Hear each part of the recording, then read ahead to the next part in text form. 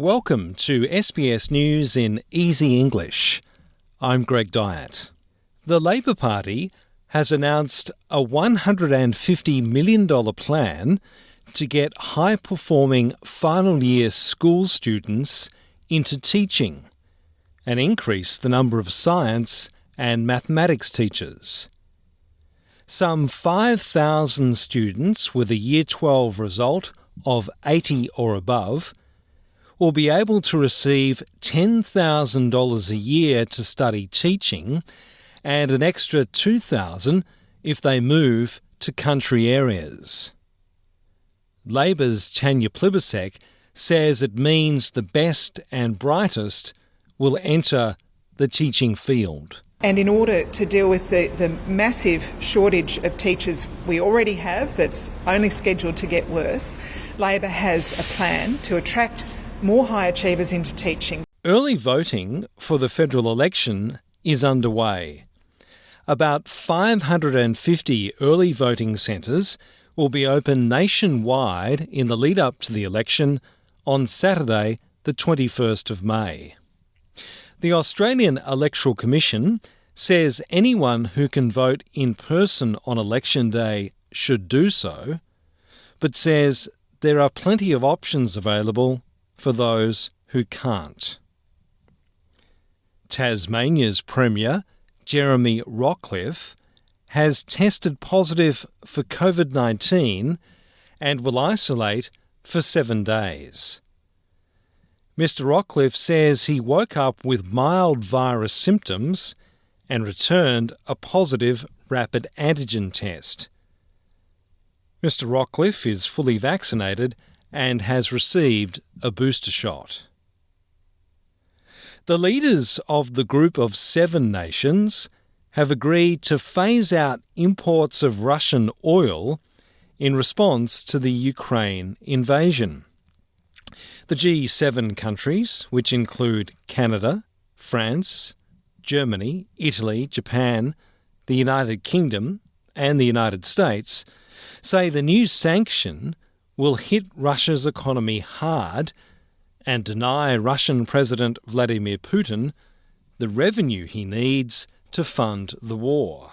While visiting Ukraine's capital, Canadian Prime Minister Justin Trudeau says Canada would provide more military support and reopen the embassy in Kyiv. I'm announcing more military assistance, drone cameras, satellite imagery, small arms, ammunition, and other supports, including funding for demining operations. Voting has begun in the Philippines for a new president, with Ferdinand Marcos Jr., also known as Bongbong, leading in opinion polls. Mr. Marcos is the son and namesake of a dictator whose 20-year rule ended in 1986 after a popular people's uprising. He holds a 30% lead over his closest challenger. The winner will take office on the 30th of June for a single 6-year term. Scientists in South Australia have discovered new treatments that prevent drug resistance for blood cancer patients. The new study shows a way to reduce a protein that promotes resistance to drugs commonly used to treat acute myeloid leukemia. A lead author of the study, Professor Stuart Pitson, says the findings may transform the treatment of the disease. One of the big problems with acute myeloid leukemia is resistance to therapies.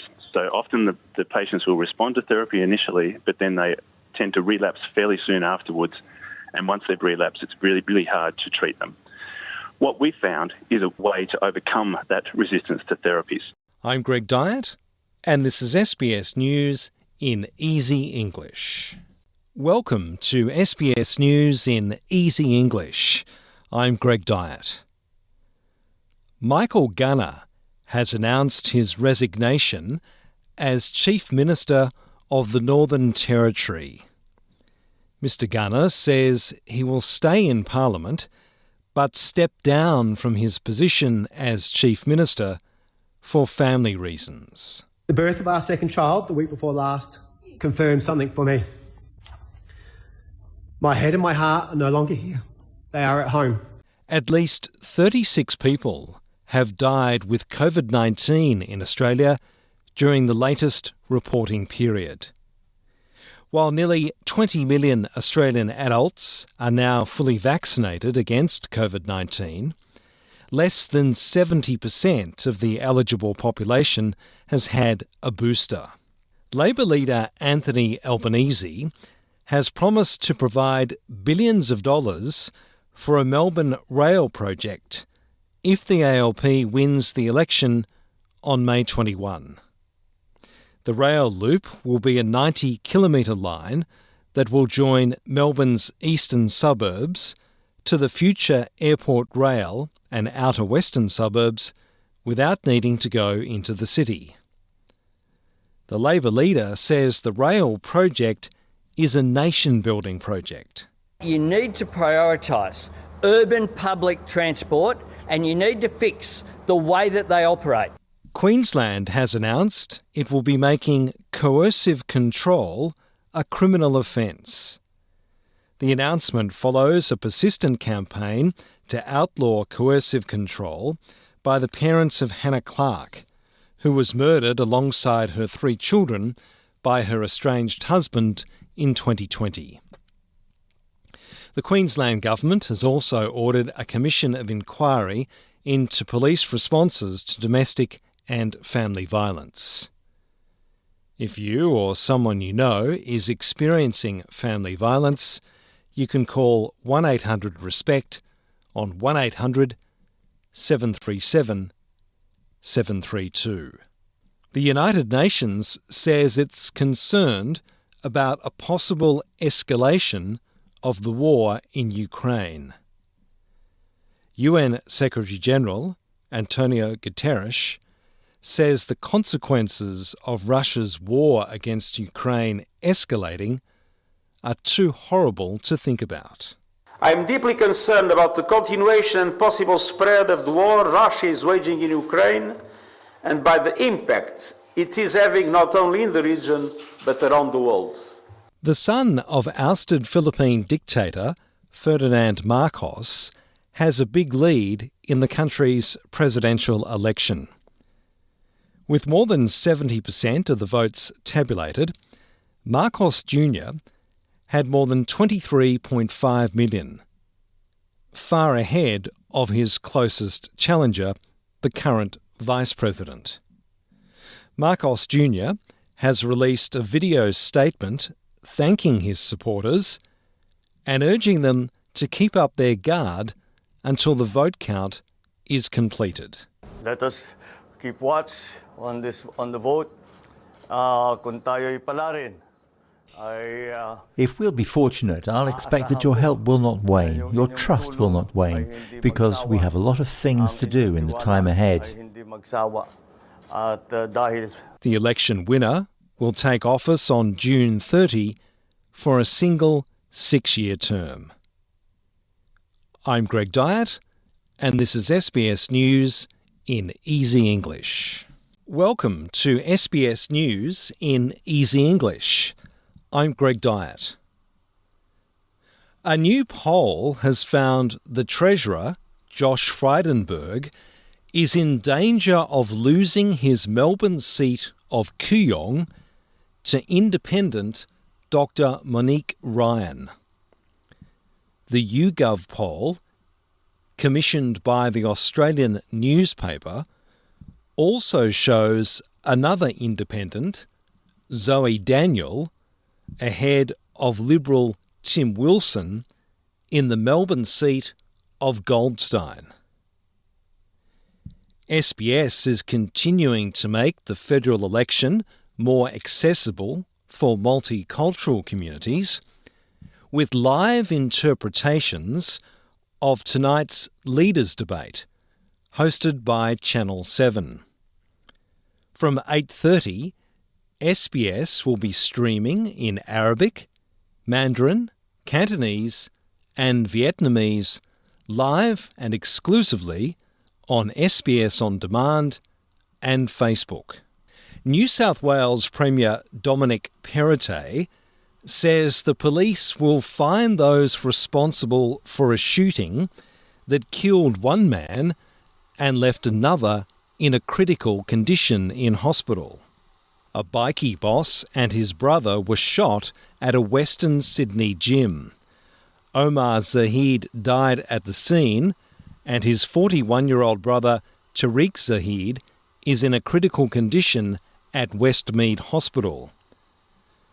Premier Perrottet says those responsible will be found. The New South Wales Police Force are well equipped, well resourced, the best police force in the country. They're going to hunt these people down and they're going to lock them up. A woman has died in North Queensland after her car became submerged in floodwaters north of Mackay. The area has had several days of heavy rain. Mark Burgess from the Queensland Police says drivers should think carefully before using their vehicles. People do need to reconsider their travel plans, and unless it's essential or there's a very good reason for your travel, it might be more advised to stay at home. Victoria is becoming the first Australian jurisdiction to ban the Nazi swastika symbol to curb anti-Semitism and hate. Attorney General Jacqueline Symes says it sends clear messages of inclusiveness, tolerance, peace and acceptance. Victoria is multicultural. We are multi-ethnic. We do not want a community that stands for this type of behaviour. We know the harm it causes, and this legislation will ensure that it becomes an offence. 44 prisoners have been killed in an Ecuador jail during a violent clash between rival gangs. It's the second deadly prison riot in the country, involving multiple fatalities in little more than a month.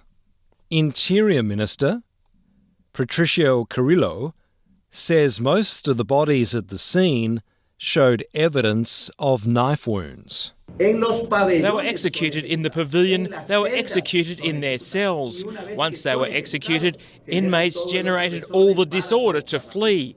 That didn't take them more than 10 to 15 minutes. New Zealand is reopening its borders at the end of July, 2 months earlier than its original plan. Prime Minister Jacinda Ardern says from July 31st, cruise ships will also be able to return to local ports. 10 countries have qualified for Saturday's Eurovision Grand Final after making it through the first semi-final in Italy. Ukraine, Moldova, the Netherlands, Greece, Norway, Portugal, Lithuania, Iceland, Switzerland and Armenia were chosen from the 17 competing acts. Australian artist Sheldon Riley will take part in the International Song Contest's second semi-final. I'm Greg Dyatt, and this is SBS News in Easy English. This is SBS News in Easy English. I'm Claire Slattery. The federal government has announced a boost to spending on mental health in Tasmania. The Commonwealth and Tasmanian governments will fund the $55 million package, which will be used to establish 3 mental health clinics in Burnie, Devonport and Hobart. Prime Minister Scott Morrison announced the policy in the electorate of Bass in northern Tasmania, which is the most marginal government-held seat in the country. The member for Bass, Bridget Archer, says the funding is needed to tackle the issue of suicide. Something that I've unfortunate personal experience of losing my stepsister to suicide, and I have seen the impact that suicide has had on small communities like mine across Tasmania as well. If we can stop one person from taking their life, then these services will be worth it. Authorities have released a preliminary report into a deadly helicopter crash north of Melbourne earlier this year. The pilot and 4 passengers were killed when the chopper they were in crashed in thick cloud at Mount Disappointment in northern Victoria in March. The Australian Transport Safety Bureau says investigations into the crash are continuing and no final conclusions have been made yet. But Chief Commissioner Angus Mitchell says data gathered so far is beginning to paint a picture of what happened. The 2 helicopters were flying under visual flight rules, that is, flying using visual references rather than instruments. As they approached Mount Disappointment, the pilot of the first helicopter, some 3 kilometres ahead of the second, reported entering increasing cloud cover and broadcast to the other pilot their intention to turn around. Police have arrested a man in Queensland as they investigate the death of another man whose body was found washed up with 54 kilograms of cocaine near the port of Newcastle on Monday. Detectives say the dead man was diving to retrieve drugs from a ship at the Newcastle port when he got into trouble and couldn't be revived. Organised crime squad detectives have now taken a man into custody in North Queensland as he allegedly tried to board a plane to Singapore.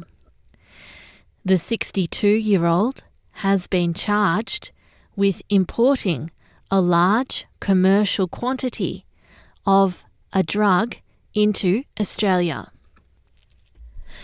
To sport, and an international football game scheduled to take place in Melbourne next month has been cancelled after Argentina refused to travel for it. Argentina was due to play Brazil at the Melbourne Cricket Ground on the 11th of June, but organisers have released a statement saying Argentina is not prepared to travel to Australia for the game. The last time the 2 South American clubs played a Super Classico match at the MCG was 5 years ago, in front of 95,000 fans.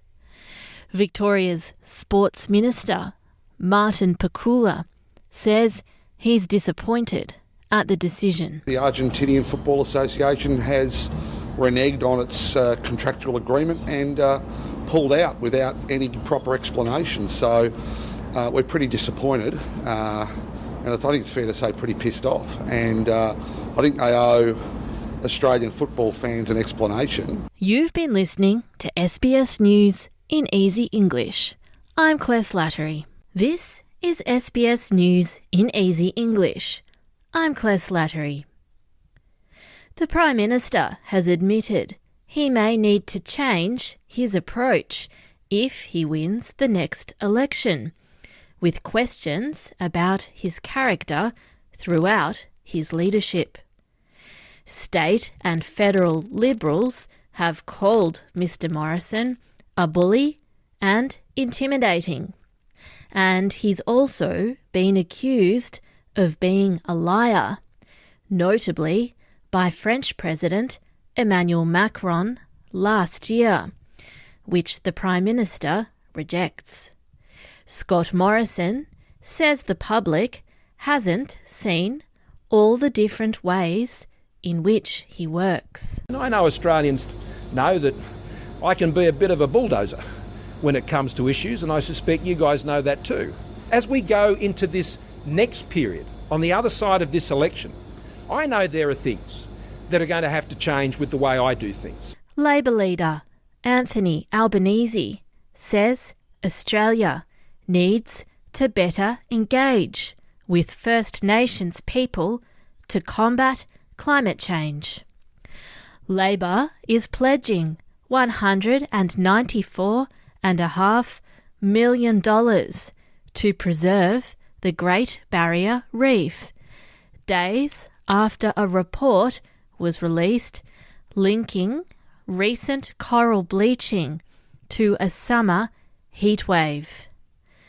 The funding will go towards reef restoration and land management for farmers, forming part of a broader national threatened species program worth more than $220 million. Speaking on the campaign trail in Cairns in northern Queensland, Mr Albanese says Australia needs to act on climate change and species protection. We need to engage with First Nations people. They have knowledge that has been built up over 65,000 years of how to protect and care for the land and water in this great island continent of ours, Australia. And we need to take advantage of that knowledge. Natasha Fyles will be the new Chief Minister of the Northern Territory.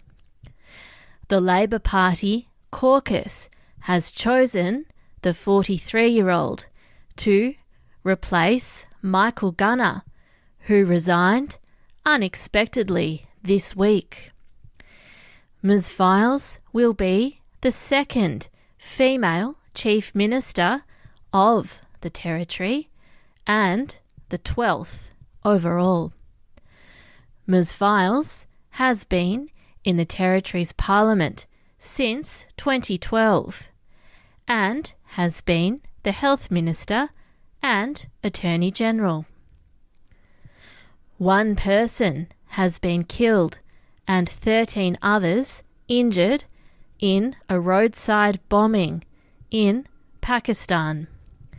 Police say the dead person was a passerby who was struck when explosives planted on a bicycle exploded in an attack. The bombing was reportedly aimed at a van carrying Pakistani security forces in the southern port city of Karachi. No one has immediately claimed responsibility for the bombing, but Karachi has witnessed several militant attacks in recent years. Astronomers have captured the first image of a supermassive black hole in the middle of the Milky Way. Located 24,000 light years from Earth, Sagittarius A is 4 million times the mass of the Sun. The image, produced by the Event Horizon Telescope, is the second picture captured of a giant black hole. The first, taken in 2019, is from a different galaxy, but this is the first of its kind captured in the Milky Way. Swinburne University of Technology's Professor Carl Glazebrook says it's very exciting. This is a supermassive black hole. It's 4 million times more massive than the Sun. And these are thought to form in the central galaxies billions of years ago. This is SBS News in Easy English. I'm Claire Slattery. This is SBS News in Easy English. I'm Biwa Kwan. Ahead of Australia's federal election on the 21st of May, debate continues over the federal government's housing policy. Prime Minister Scott Morrison announced on Sunday that first home buyers will be allowed to draw money from their retirement fund, known as superannuation or super, to help buy a house. From 1992, a policy of compulsory super was introduced in Australia, which meant that employers would put a portion of a person's wages into a super account to be managed by a super fund to grow through compounding interest. The money could then be withdrawn as income in retirement. Federal Labor leader Anthony Albanese says the government's proposal to withdraw super money early to buy a house is not a good idea. If you gut people's super savings, that means down the track, more people dependent upon the pension, more pressure on budgets in the future. That's what it's about. That's what this debate is about. But this government, every opportunity they have to attack super, they do so. Superannuation Minister Jane Hume has admitted the new housing policy could cause a short-term rise in housing prices as more buyers enter the market. Prime Minister Scott Morrison says criticism of the plan misses the bigger picture, which is about helping people to buy their first home. The proportion of first home buyers of the entire real estate market is marginal, and therefore many of the assumptions that others have made about this have been based on false assumptions. And our policies are designed just to ensure people can get that access to their money. The Federal Labor Party says Australia's diplomatic relationship with Pacific Island nations cannot be strengthened without action on climate change. Pat Conroy made the remarks at the Pacific Climate Security Summit. Mr Conroy is expected to be the Pacific and International Aid Minister if Labor wins government. He told the summit a Labor government would create a new fund to help Pacific Island nations with climate adaptation and renewable energy projects. Australia has the highest per capita COVID-19 infection rate in the world, with about 40 people dying from the virus every day. Almost 7,800 Australians have died from COVID-19 since the start of the pandemic, and the total number of Australians who've contracted the virus is now more than 6.45 million.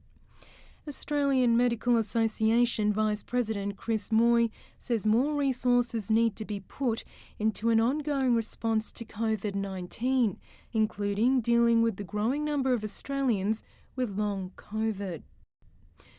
As National Volunteer Week begins, new research reveals that volunteers are essential to Australia's ability to cope in times of crisis.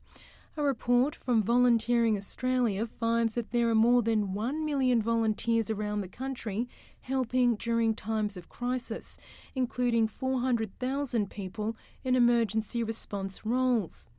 Volunteering Australia Chief Executive Mark Pearce says these volunteers have played a crucial role over the past 12 months during the pandemic and in times of extreme weather events. And when we think about volunteering within Australia, it's interesting to reflect upon the size of the volunteering ecosystem. If we consider that volunteers within organisations account for around about 5 million people, that's around about a quarter of the size of the Australian population. And in addition to that, around about 6.5 million volunteers contribute their time and their efforts and their expertise informally within community each and every year. In sport, more names have been added to the Australian team competing at this year's Commonwealth Games. Australia's 3 medalists from the Tokyo Olympics will join the Australian track and field squad. The athletes are high jumper Nicola McDermott, javelin thrower Kelsey Lee Barber and decathlete Ash Maloney. This year's Commonwealth Games will be held in the UK city of Birmingham from the 28th of July to the 8th of August. This is SBS News in Easy English.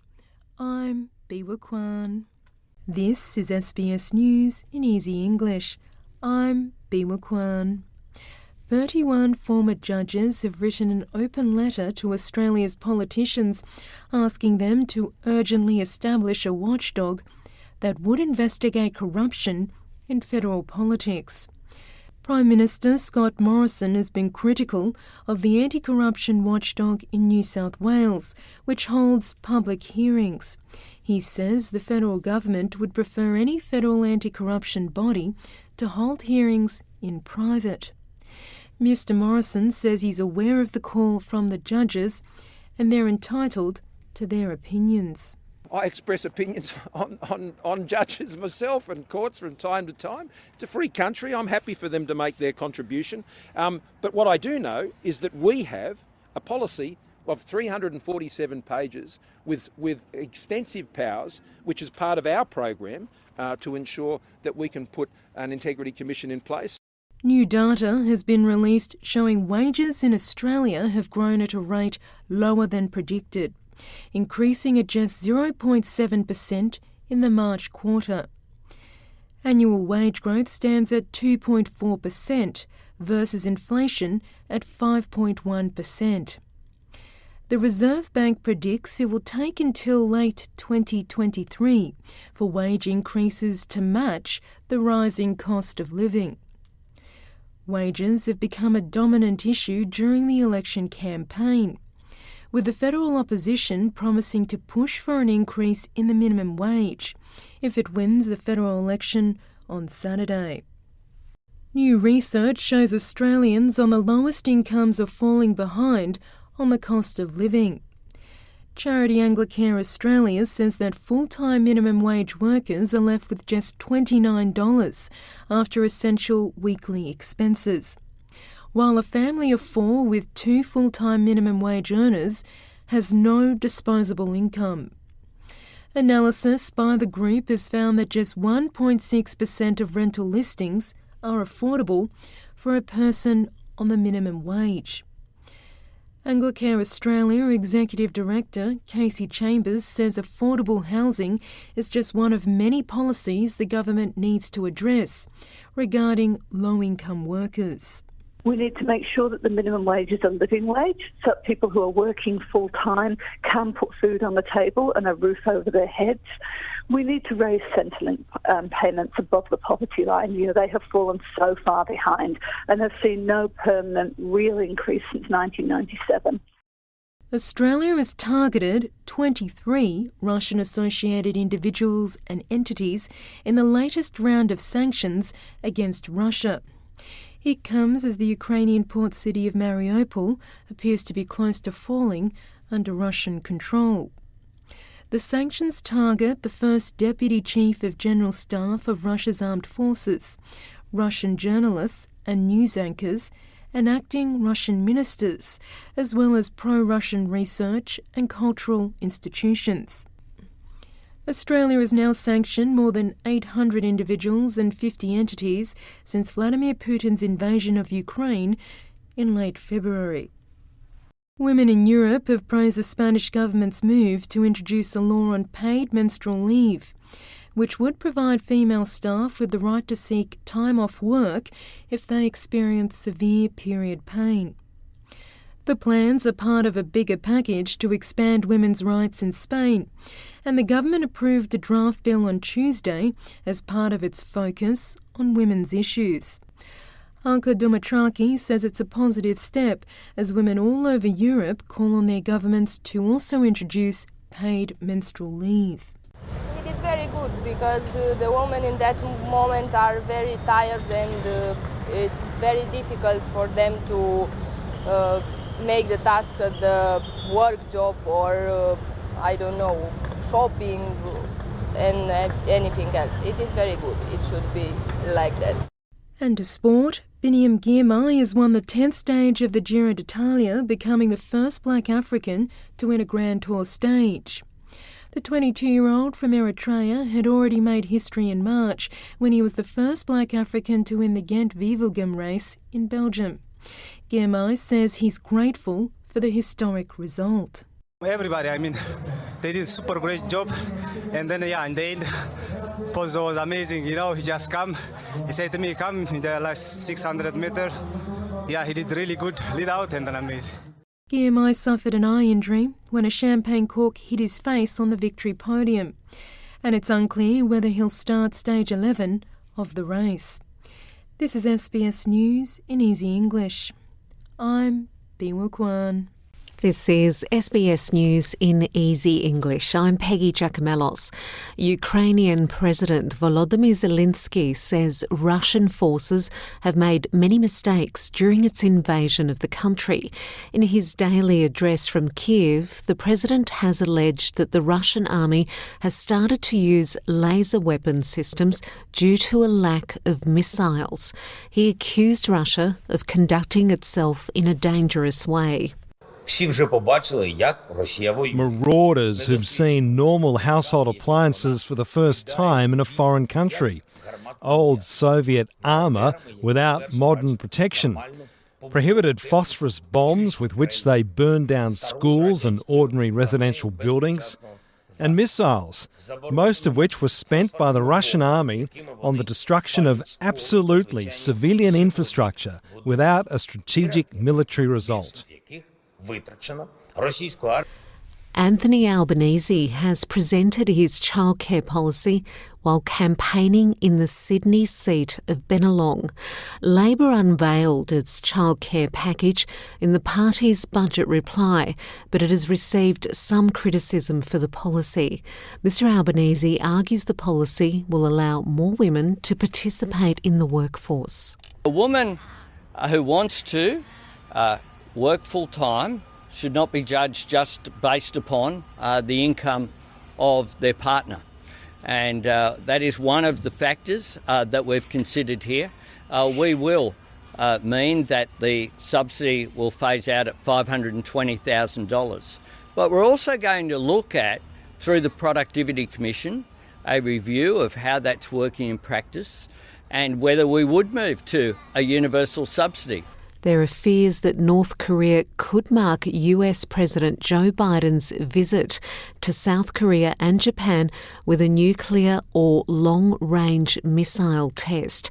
Mr Biden's trip will focus on China, trade and other regional issues. The visit will include the US President's first summit with the South Korean President. Former Bush administration National Security Advisor Michael Green says North Korea may want to send a message during Biden's visit. You can count on North Korea to spoil the party when things are starting to look really good. And there are pretty strong indications that CSIS and others are tracking by satellite that North Korea is preparing for a resumption of nuclear tests and intercontinental ballistic missile tests, which, you know, reminds the world that they are preparing to have the capability to attack Washington or New York with nuclear weapons, which is huge. More than 17,000 teachers and staff from Catholic schools across the ACT and New South Wales will strike next week. Independent Education Union Branch Secretary Mark Northam says teachers from 540 Catholic schools will walk off the job for 24 hours on the 27th of May. The strike follows a 24-hour strike earlier this month by New South Wales public school teachers who are demanding a pay increase above the 2.5% cap on the state's public sector wage rises. To swimming, Cody Simpson has secured a place in the Commonwealth Games in Birmingham in late July. The musician and competitive swimmer won third place in the final of the 100-metre butterfly at the Australian Swimming Championships. He says the result goes beyond his own expectations. It's a funny concept, right? But I obviously lived and breathed the sport growing up. Took a hiatus for the better part of 10 years and came back with just a fire that I couldn't put out and still can't put out. And that's SBS News in Easy English. Welcome to SBS News in Easy English. I'm Peggy Giacomellos. The federal government has announced the rules for phone voting will be changed so COVID-19 positive people can vote in the election tomorrow. Prime Minister Scott Morrison says the rules have been changed to make it easier for people with COVID isolating at home to vote by phone. World leaders say that the Russian invasion of Ukraine is affecting global food supplies. The United Nations says the conflict has closed Ukraine's Black Sea ports, stopping food exports to many developing countries. David Beasley, head of the UN World Food Programme, says it's one of many reasons 276 million people across the globe are threatened with starvation. He says the war in Ukraine will push that number to at least 323 million. We truly are at an unprecedented crisis. Food pricing is our number one problem right now as a result of all this perfect storm for 2022. But 2023, it very well will be a food availability problem. When a country like Ukraine that grows enough food for 400 million people is out of the market, it creates market volatility, which we are now seeing. Egypt has announced a multi-million-dollar plan for tackling climate change. The Egyptian Environment Minister says the cost of the plan will cost about $340 billion. Prime Minister Mustafa Madbouli says Egypt remains one of the countries that is most vulnerable to the impacts of climate change. Climate change is considered one of the most important issues that concerns us and the whole world due to the threats of the climate change on sustainable development, which will affect the development plan, food security and water availability.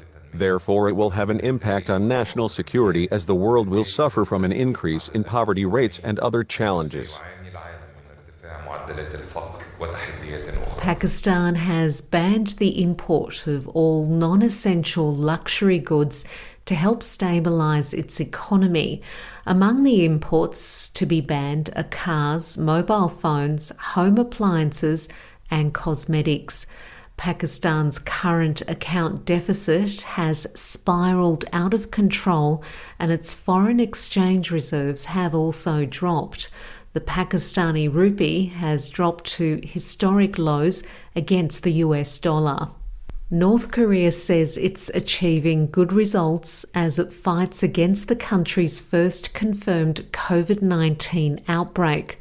2 people have died from coronavirus and over 2 million more are reported to have symptoms of fever, though exact case numbers are unclear.